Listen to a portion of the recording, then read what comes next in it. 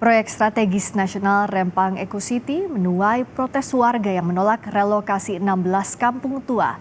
Bentrok dimulai ketika BP Batam dan petugas gabungan akan melakukan pengukuran lahan pekan lalu.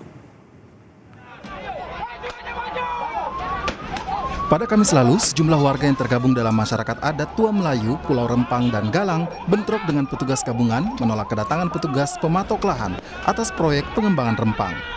Bentrokan tak terhindarkan hingga polisi mengerahkan mobil gas air mata. Warga terus berupaya melawan petugas gabungan tim terpadu yang hendak masuk ke wilayah kawasan Pulau Rempang dan Galang.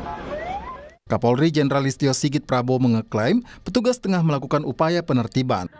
Meski demikian, Kapolri menekankan musyawarah mufakat tetap menjadi prioritas.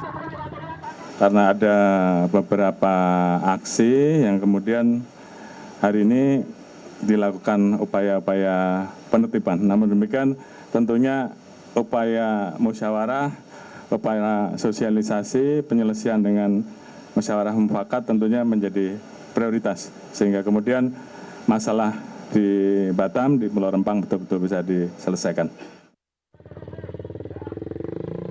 Saat ini 7 warga Rempang berstatus tersangka dalam kericuhan Kamis pekan lalu. Perhimpunan Bantuan Hukum dan HAM Indonesia atau PBHI menyayangkan tindakan represif dari TNI Polri dalam menertibkan warga Pulau Rempang. Tragedi kekerasan di Rempang Eco City sekali lagi membuktikan bahwa pembangunan proyek strategis nasional masih jauh dari perspektif hak asasi manusia, di mana di dalamnya ada hak atas tanah, hak atas lingkungan, lalu ruang hidup masyarakat yang tidak pernah menjadi pertimbangan dan sekali lagi justru dihindari oleh negara, tidak dipertanggungjawabkan pemenuhannya oleh negara dengan menggunakan kekuatan-kekuatan atau alat negara yang represif dan tidak tepat, tidak sesuai dengan tupoksi, yaitu alat pertahanan dan keamanan menggunakan kekuatan TNI Polri. Upaya mediasi yang tak kunjung tuntas pada Senin siang, warga Pulau Rempang Batam berunjuk rasa di kantor BP Batam. Bentrokan pun tak dapat dihindarkan. Polisi menyebut ada 43 orang ditangkap pasca kericuhan. Demo warga sebagai bentuk penolakan terhadap pengembangan proyek strategis nasional di kawasan Rempang Batam. Berdasarkan laman bpbatam.go.id, Rempang Eco City merupakan proyek strategis nasional tahun 2023.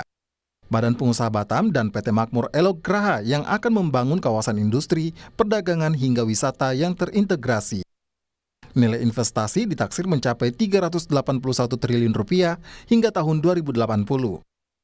Sejumlah pihak mendesak pemerintah tidak menggunakan kekuatan aparat untuk menyelesaikan konflik agraria.